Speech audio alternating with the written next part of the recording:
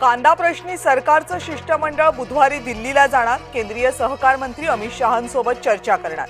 शिष्टमंडळात मुख्यमंत्री देवेंद्र फडणवीसांसह अन्य मंत्र्यांचा समावेश। कांदा प्रश्नी मवियाचं पुणे चांदवडसह सोलापुरात आंदोलन। हर्षवर्धन सपकाळांसह रोहित पवार पोलिसांच्या ताब्यात। कांदा उत्पादक शेतकऱ्यांसाठी सरकारचा मोठा निर्णय। कांद्याला प्रति क्विंटल 1580 रुपये दर मिळणार। नाफेड आणि एनसीसीएफ मार्फत कांदा खरेदी प्रक्रिया राबवली जाणार। मीरा रोडच्या सोसायटीत बकऱ्यावरून वाद। बकरी ईदच्या पार्श्वभूमीवर दोन गटांमध्ये तणाव। भाजप नेते किरीट सोमय्या यांच्या भेटीनंतर राडा। पंतप्रधान नरेंद्र मोदीच खरे धुरंधर। मोदींवर खालच्या पातळीवर टीका करणं निंदनीय। एकनाथ शिंदे यांनी हर्षवर्धन सपकाळ यांना सुनावलं।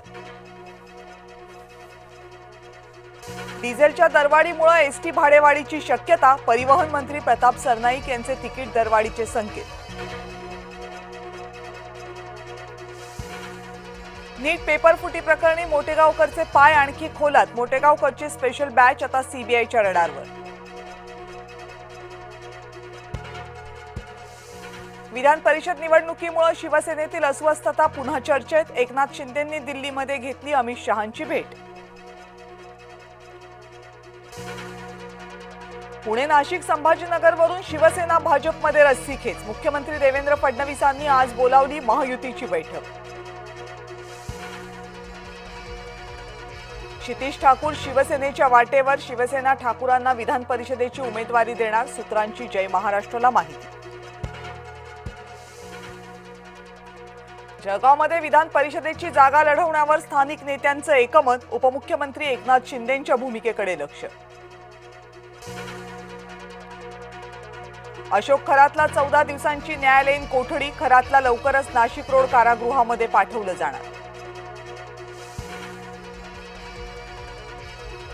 पश्चिम महाराष्ट्र देवस्थान समितीमध्ये कोट्यवधींचा भ्रष्टाचार। क्षत्रिय मराठा रियासत फाउंडेशनकडून भ्रष्टाचाराची पोलखोल।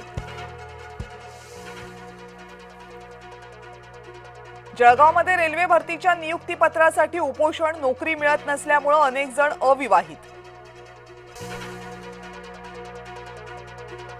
अशोक खरात नंतर नाशिकमध्ये आणखी एका भोंदूवर गुन्हा दाखल। भोंदू कमलेश अधिकारी यानं फसवणूक केल्याचा आरोप।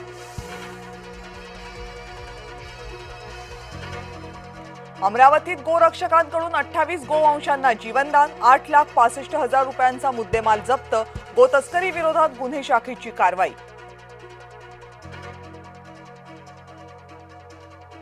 सोलापूरमध्ये कुठेही पेट्रोल डिझेलची टंचाई नाही। इंधनाचा कुणीही साठा करू नये।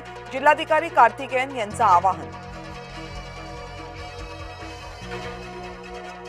तळेगाव दाभाडेमधील तुळजाभवानी मंदिरात चोरी। देवीच्या चांदीच्या मुकुटावर चोरट्याचा डल्ला। आधी देवीला कुंकू वाहिलं, मग मुकुट लंपास केला।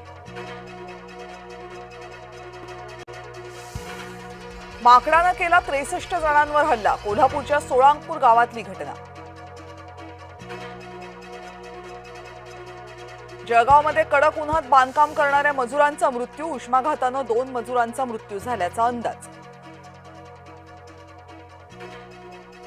मीरा रोडमध्ये युवकावर ब्लेडनं हल्ला। बकरी ईदच्या पार्श्वभूमीवर सोसायटीतल्या वादाचं हाणामारीत रूपांतर।